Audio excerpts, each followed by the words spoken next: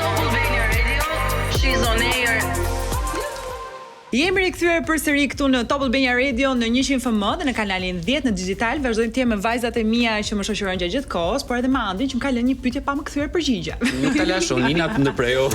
Po tani unë e lash për suspans. Po, morë ishte momenti më i çuditshëm. A morë pa kohë për të menduar siç duhet? Ai shko sa mlat më thënë drejtën, të zgjidha më përpara po.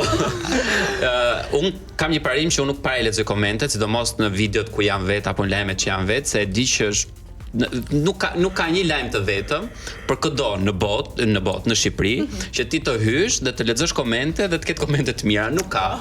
Edhe në Tereza të jetë, komentuesi ta nuk kursen fare. Edhe në Tereza të jetë, nuk ka, domethënë nuk ka, është e pamundur, është misioni i pamundur, kështu që them, sa të stresohen vetë se s'do ikë ti kap një për një gjithë ata, kështu që më mirë nuk i lexoj fare. Ka mendon që buron gjithë kjo. Po, është ajo që tash më përpara, duke mos qenë të lumtur dhe të kënaqur me veten e tyre, pasiguritë e tyre dhe paganësitë e tyre i projektojnë të tjerët. Atëherë, meqense ti ka arritur kënaqësinë totale. Po do ta ktheja një përgjigje. A ke një koment? Ka pasur një lloj vale komentesh, për shembull kush mi paguante mua pushimet, ku ndërkohë shkreti. Tregoje sot kush ti paguan pushimet anë. Po sponsor dhe do faturoni pastaj. Okej. Daniel të përshëndes, kudo që je. Tani e bulosa. Do na njofësh. Daniel nuk e kemi vulën ashtu si ti. Un kam dëshirë vetëm për diçka, të më prezantosh Daniel. Është i martuar. Jo, nuk e dua. Ajo saxophone's getting louder. Nuk e dua për burr. E do për sponsor. Po nuk pranon sponsor se ka mua, ka Selina, kështu që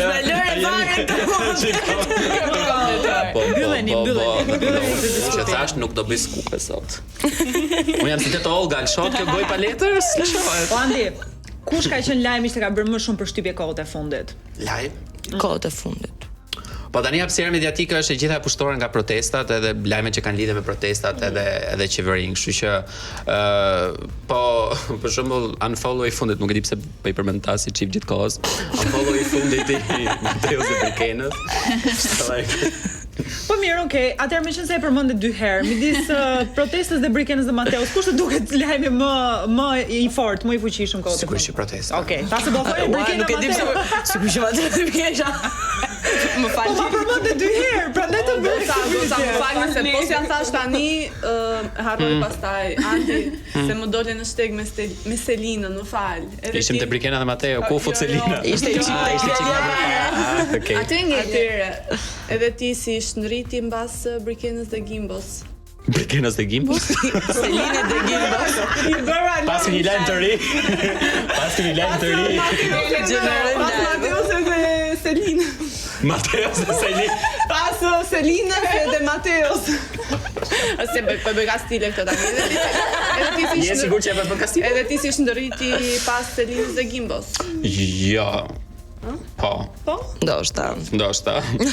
Po se s'di si të përgjigjem se një herë shkova bëra tatuazh me Selinën, au sulën njerëzit pse shkon me Selinën, pse bën video call me Selinën në një të natës, se bëhet xhelos tjetri, ndërkohë që aty ishte edhe Gimbo, kurse është pak kështu thik me 2 presa kjo përgjigja, kështu që jo. Preferoj paqe. Të bëj unë një pyetje tani, se shumë personazhe u përmendën edhe ti që je shumë afër botës së medias, kush mendon ti se ditët e sotme është një personazh më autentik? Se përmendëm shumë dhe jam kurioze të di mendjen. Po nga cilët, se ti është të zgjedh një emër out of nowhere, është pak e vështirë se unë që do të zgjedhësh këngëtar, aktor, personazhe nga ky Big Brother, për Big Brother të kaluar, kështu që Po qëndrojmë te rryma e Big Brotherit. Cilit Big Brother? Po i marrim të përgjithshme tani, se ti një Ha qëndrojmë deri fundit, meqense pjesa më e madhe e banorëve e personave që Sa unë them, do thuash një për këtë të fundit dhe një për të gjithë Big Brotherët bashkë. Perëndim. Unë prandaj tash përmbledhem me një dhe në rregull. Po unë mendoj që nga ky Big Brother, mendoj që akoma vazhdon të jetë të gëzoj simpatinë e publikut me ato që bën, edhe pa që nevoja të bëjnë truqe mediatike apo në rrjetet sociale, mendoj që Selina vazhdon akoma të qëndrojë e pozicionuar shumë mirë, se të përdor këto terma on top. Atëherë me që jemi tek bigu I këtij viti prap, më jep një top. Kur vjen kjo pyetje nga ti, jo, vjen kështu si ke parasysh shigjetën e atij që protestonte te. Kush është top 5 me personazhet realisht më interesant të këtij edicioni. Këtij edicioni top 5. Mua s'kujtohen të gjithë me thënë drejtën, se shumë kanë hyrë, shumë kanë dalë. Po, kemi qenë 39 veta mos gaboj. Hajde të mbash mend, po mendoj që shumë nga ato janë evidentuar. Pra, ato që arrin të marrin vëmendjen e publikut dhe sot e kësaj dite të kemë pëlqyeshmëri maksimale ndonjëherë të habitshme, që ti nuk arrin ta konceptosh dot thua si është e mundur. Mendoj që mund të jenë ata më interesantët. Për shembull, të dy çiftet që kanë dalë nga ky edicion janë interesant në llojin e tyre, nuk ngjajnë me njëri tjetrin, mos qeshti, se nuk e kam të futur. E kam tamam. Okej. Këdo fusja tjetër, atë fus Nikolën ti në rregull me që e kam përballë edhe është super e bukur. Këto gjoka ndërsaj. Pra no. Po mirë ta thash është profesion më vete të ruash ekuilibra. Po, mund të thosh Nikolën se kuptova pse s'futet Stelinën, po Sa do ta thoja. Si dhe hatri mua. Dilja është. S'ka problem, mua nuk më ngelat. Jo, po unë sa pja thash një kompliment që unë e kam pas pëlqyer që në përputhem edhe nuk kam folur keq për të, se ka pëlqyer si personazh, kështu që. Pse ke bërë ca herë meme dhe kaq. Po mirë, të bërit meme nuk është gjë e keqe. E di kush është e fortë? Unë bëj meme veten time. Kur nuk kursej veten time, as kursoj safe. As kursoj Ne safe. patëm të diskutim gjatë publicitetit edhe domethënë mua më bëri përshtypje në pjesën e parë kur Ina tha, Andi tha, çfarë duhet thotë Stelina për komentet e Andit. Unë thash pse ke bërë një komenti për mua? Ishte batut o zot. Edhe po, okay, po unë ato momente isha kështu, e pe që mora një sa sekonda ndenja. Më shihje gjithkohës, rri kështu gjithkohës. Çfarë ka thënë ky për? Po çfarë mund thoje për ty, moja shkret, moja çfarë mund thoje për ty? Çfarë mund thoje për ty na vinte gjuna? Moj. Se kaq keq për gjuna kam qenë unë. Për gjuna për mirë. Ah, ti? okay. Andi, dëgjoj me kujdes këtu. Kush mendon ti se ka bërë historinë më të bukur nga showbizit të dashurisë? Histori më të bukur. Këtu merr çik. Prap ka shumë tani. Merr çiko. Po me një çift. Hajde të zgjedh shiftesh. Po. Marrëdhënie që kam krijuar në 10 ditë prishën për 30 minuta. Do zgjedhësha Big Brother, pasi aty kemi shumë çifte të famshëm të diskutuar.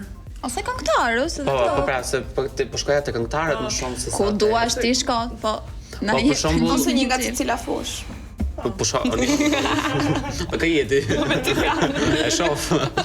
Po mua më pëlqen shumë marrëdhënia Alban Skënderaj dhe Miriam Canit, të cilët i kam parë edhe domethënë me sytë e mi kur isha në koncert në Stuttgart në maj të kaluar, edhe kimia që ata kanë në skenë arrin të transmetohet edhe jashtë skenës, pra pavarësisht se njerëzit thonë çift fake, ndoshta e bëjmë për të dukur, për kamera, po nga ana tjetër dhe në realitet ashtu janë. Shumë e çuditshme, ne jemi rritur me këngët e tyre dhe me dashurinë e Po tyre me që bashkë. jemi të dashuritë e këtyre këngëtarëve se e nise veti tani.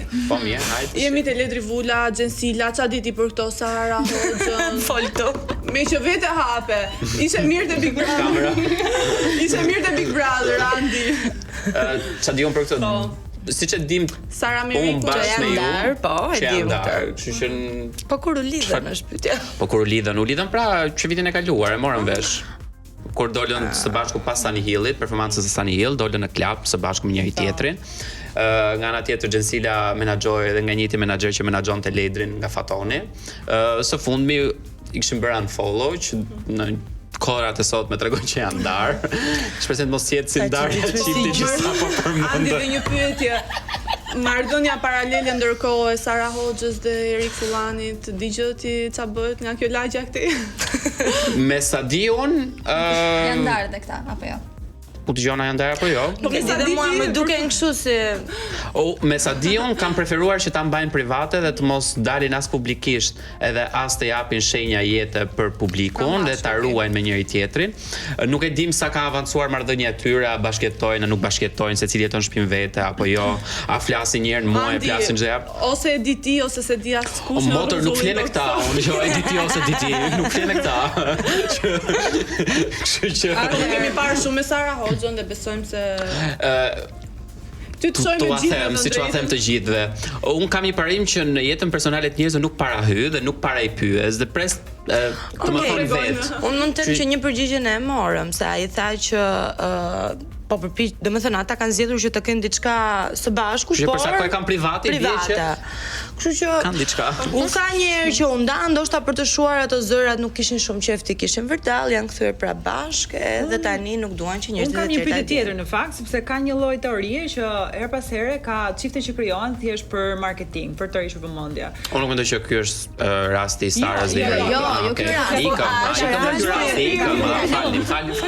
Kush mendon, nëse ti je gjithashtu dakord me këtë lloj teorie, kush mendon ti që është çifti në ta marrim në të përgjithshme përsëri, kush mund të jetë çifti që e ka përdorur më së shumti për marketing marrëdhënie? Dhe pse pikërisht që ka disa çifte që krijohen vetëm për marketing. Pra bëhen bashkë dhe hajde e shfrytëzojmë tani që momentin e famës të marrim të ardhura. Edhe unë mendoj që kanë disa ose ndonjë çift që mund të qëllimi kryesor e kanë të qëndrojnë së bashku për hir të jo të punës, po të pëlqyeshmërisë që ata kanë si çift në publik. Kjo kryesisht bie tek personazhet e Big Brotherit më së shumti. Po këtë e vërteton vetëm koha dhe ajo arrin ta tregojë që cili çift me të vërtetë ka dashur njëri tjetrin dhe qëndron me njëri tjetrin dhe cili çift pastaj është normale të qëndrosh 3 vite me dikë dhe të ndahet, se për shembull mund të kesh çifte për shembull nuk kujtohen me emra, po mund të ndodhë që mund të kenë qëndruar bashkë në Big Brother, të kenë mbaruar Big Brother, të kenë qëndruar 2 vite të jenë ndar, po kjo s'do të thotë që janë lidhur për hir të famës, se 2 vite qëndrosh me dikë, nuk mund të qëndrosh vetëm për hir të famës dhe për sa kohë kur janë dhe personazhe që ndoshta nuk mund të jenë në maj të famës. Po kur mendoj këtë termin që domethënë përdoret për marketing e gjithë kjo gjë, emrat e parë që mua më vinë në mendje janë ato të Gjensiles dhe Ledrit. Kështu që a kanë qenë kisha emra të tjerë marketingu, se nuk mendoj që ka qenë marketing i mirë për të dy, se ata kanë bërë shumë këngë bashkë, sidomos pasi doli ky lajmi, një 2-3 këngë diun që kanë dalë. Tani po mirë, Gjensila ka bashkëpunim më shumë, Ledri ka bashkëpunim më shumë. Por shikoj, fundit sikur s'ka pas ai shumë. Po nuk po flasim për dy artistë që janë në kulmin e karrierës tyre, pra nuk po flasim për një Gjensil që është në kulm të karrierës siç mund të jetë Dafina apo Elvana, apo Ledri siç mund të jetë në kulm siç mund të jetë Yll Limani apo Alban Skënderaj, që thua njëri po përdor tjetrin ose të dy po përdorin njëri tjetrin. Janë dy artistë që kanë qëndruar statik, janë në nivelin e famës siç kanë pasur ndoshta para 5 viteve, nuk kanë pasur momente kulminante ose një hit që mund të ketë bërë xhiron. Kanë fanbase-in e tyre, kanë koncertet e tyre në klub, por kanë qëndruar deri aty. Kështu që nuk e di, a kanë përfituar realisht ka njëri tjetri apo mendoj se vërtet morën një spotlight shumë të madh në ato kohë. Shumica e komenteve kanë qenë negative, kështu që se kjo pastaj mbështetje nga historitë e mëparshme që të dy patëm. Prandaj them a kemi të bëjmë me përfitim se Po, kush mendon se është sekreti mbi jetesës në ekran? Po, sa se ten çift se po ky person single. Në ato eksperiencat e tua. Unë mendoj që të qenurit e vërtet se qesh. Po çesh me ato të parë. Okej, termë vonesë. Okej. Ju më kapi prapë qesh. Okej. Unë mendoj që autenticiteti. Okej, e bëra kastile që të më kapni gaf. Që ta shihim ai dinim ne si llaf. Stamos ajo që lexon shumë. Ship të qenurit i vërtet, të mban realisht, të mban për një kohë shumë të gjatë, të bërit një punë të mirë, nëse je artist, të bërit një muzikë të mirë dhe të mos shkosh duke ndjekur trendet. Ndjekja e trendeve të sjell famë momentale ose sukses momental, por nuk të sjell sukses të qëndrueshëm. Ndërsa personazhet që dalin nga Big Brotheri, unë gjithmonë i këshilloj ata që i kam miq apo që i bëj miq, është që ti shfrytëzojmë për famën që kanë për momentin pas daljes nga Big Brotheri, asë ngjam se për tas. Ta shfrytëzojnë për të ndërtuar themelet e një pune që ta shfrytëzojnë dhe më vonë, sepse fama Big Brotherit zgjat deri në momentin që nis Big Brotheri tjetër në maksimumin e vet, se mund të përfundojë shumë më shpejt. Kështu që këto kanë qenë këshillat e mia. Po për të ngelur edhe te Big Brotheri që po na vjen. Nëse do ishte një personazh cilin ti do të shiroje ta shifje, me emrin e kujt do shkoje. Do paguaja çia Zegjinen. Kush e di sa njerëz do kishin thyer ekranin pastaj. Do dilin me fitim se deputete. Do dilin me fitim. Po, vetëm të emër nuk e prisi. edhe deputetin Korreshit të Partisë Demokratike, ai shalqimve të Lushnjës, të dy bashkë do të shihja. Kishe një shalqim nga Lushnjës ti? Jo. Po vdes për shalqim. Tandi. Meqense ishim pak tek fuqia e rrjeteve sociale, pra mënyra se si ti e përdor, folëm përgjithsisht për ata që dalin pas bikut, por në fakt sot është shumë e lehtë që rrjetet sociale ti përdori kushdo, edhe nëse do di ti përdori siç duhet, ta menaxhoj më së miri për të arritur diçka më larg. Kush mendon ti që me kaq shumë njerëz sa ka në rrjetet sociale tashmë, po e përdor siç duhet fuqinë e rrjeteve sociale? Mund të thuash dhe veten këtu nëse do. Jo. As dua të futem listë. Unë do të thoja, mano, burrë dhe këtu e fute vetë. As dua të futem listë, më mirë kështu. Unë do përmend prap të njëjtin emër, duke e njohur edhe nga afër punën që bën, ndoshta edhe me bashkëpunimet që ka, me projektet që ka.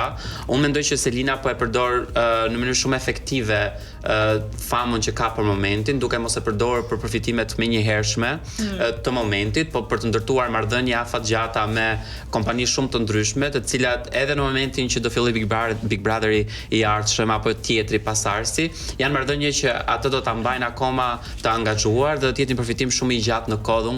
Mendoj që kjo është mënyra më e mirë se si ti mund të përfitosh nga Big Brotheri, sepse për momentin për punë 2 mujore me fitime maksimale, por pas 3 muajve të përfundosh me bashkëpunime me 300 euro, 400 euro, mendoj që është keq menaxhim. Pra ti thua, nëse ti nuk e konsumon veten në disa bashkëpunime që mund të kenë fitim momentalisht, por më mbrapa bie, do të bëj më mirë për të pasur bashkëpunime afatgjate. Jo. Po thoja që duke mos përdor famën që ke për momentin tani që del nga Big Brother për të përfituar më shumë financiarisht, po për duke mos ndërtuar marrëdhënie, të sjell më shumë dëm se sa të përfitosh ndoshta mesatarisht ekonomikisht dhe financiarisht, por duke investuar në marrëdhënie biznesi, në marrëdhënie me sponsor, në marrëdhënie me kontraktor. Dhe me këto këshilla për të mbajtur suksesi në rrjetet sociale në ekonomi. Tani shëndeti kur kaloj. Do kalojmë pas pak, se me këto këshilla që na dhe për të mbajtur famën sa më gjatë, ishin shumë të vlefshme. Ju na dëgjoni sërish, ne do kthehemi shumë shpejt.